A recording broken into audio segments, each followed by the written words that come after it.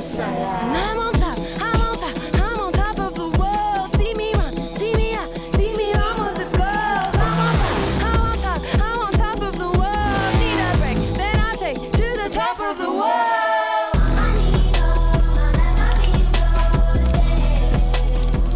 So this is a very interesting place to start because this is one of my favorite older bands. Not that old, but for me, I was very young when I started listening to this band at the drive-in.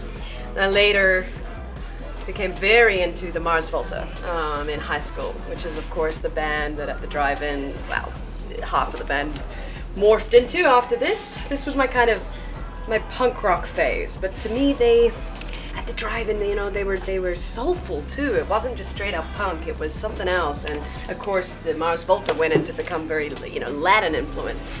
And it's very interesting that Gabriel is sitting right here because this is one of my very good friends. He's in New York and I think this record is unbelievable.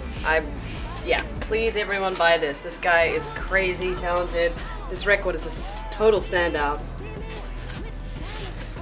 I collect Ethiopian vinyls. I've been there twice now and really fell in love with the jazz scene in Ethiopia and of course the food. In fact, I know Washington has a big Ethiopian scene.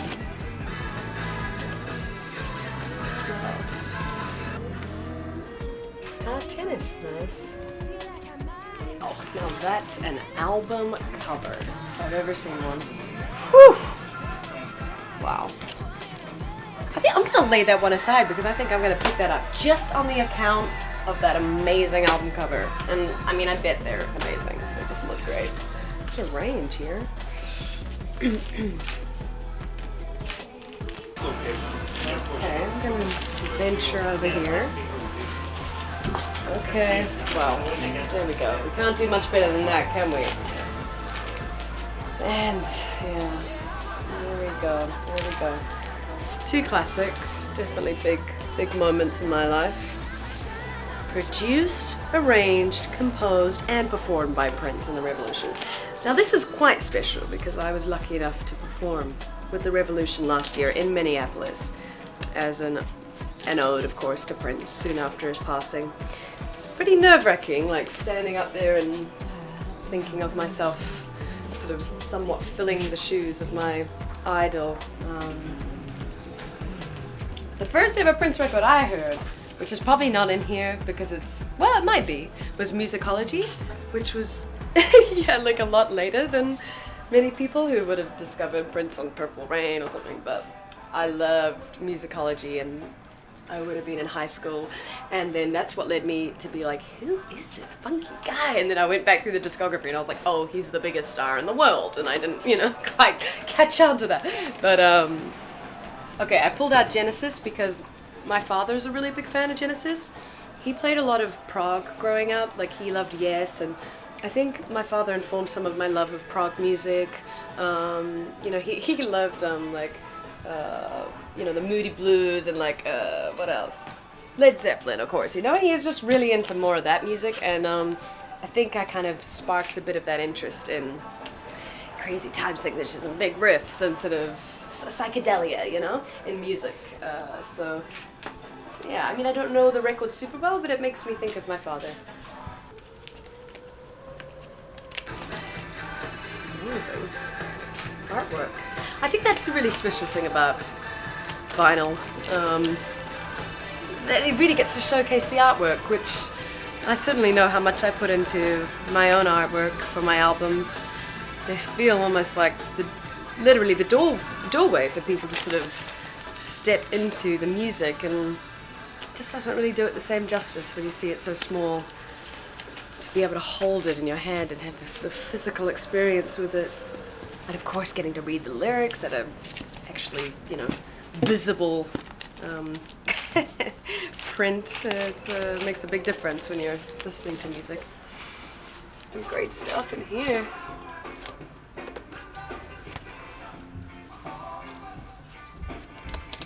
Deerhoof, Mountain Moves! This album is amazing. Okay, I'll tell you my favorite tracks. Oh, this is the one with Juana Molina, is it? Okay, come down here and say that. Yes, I do like that one. This, okay, I understand now. This is cool. And I wonder if they have the other one. Yeah, Deerhoof are one of the most unique bands out there, I think. I'm a big fan. This is so much fun. Can I just do this all day?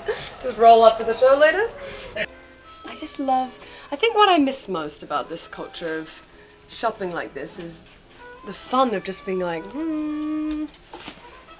okay, you know, and then you're like, why not, you know? And I remember those moments of putting on the record that you know, and you spent your money on it. So for me, when I was a kid, it would be buying a CD, but it was important, you know? That was like pocket money I've been saving up. So there's this kind of sense of value and putting it on and just sitting down and kind of, you know, that instinctive feeling of like, do I like this? You know, not knowing something and be like, do I like this? And letting it grow on you and be like, yeah, I do. And kind of skipping through the tracks or letting them play out, of course, and kind of like making your mind up, not letting someone make your mind up for you. I think we're, you know, everything is so curated now by tastemakers, which of course is a great thing.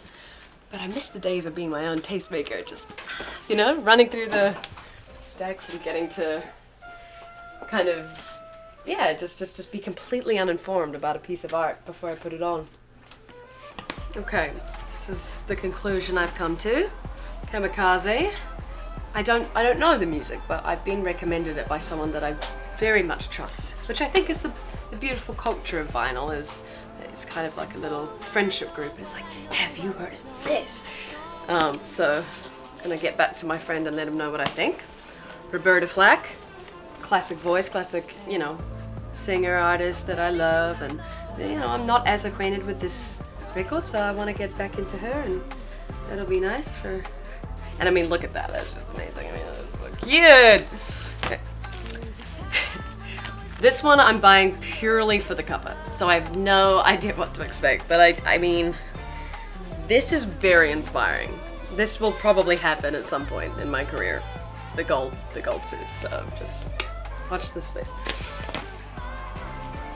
At the drive-in, my first kind of favorite band, really. I mean, Silverchair were there another one, they're from Australia, and it was kind of like I discovered Silverchair and At the Drive-In around the same time, and this is, I can't remember, this might actually be the very newest release, so I haven't kind of jumped on the stuff that they've been putting out right now, but for sure, they mean a lot to me.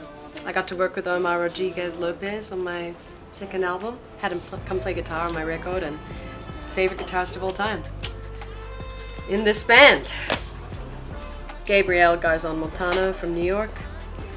He's an incredible artist, doing the best stuff in kind of soul, R&B music right now, I think. Definitely channeling like the passion of D'Angelo and all those favorite artists, but he's got something different.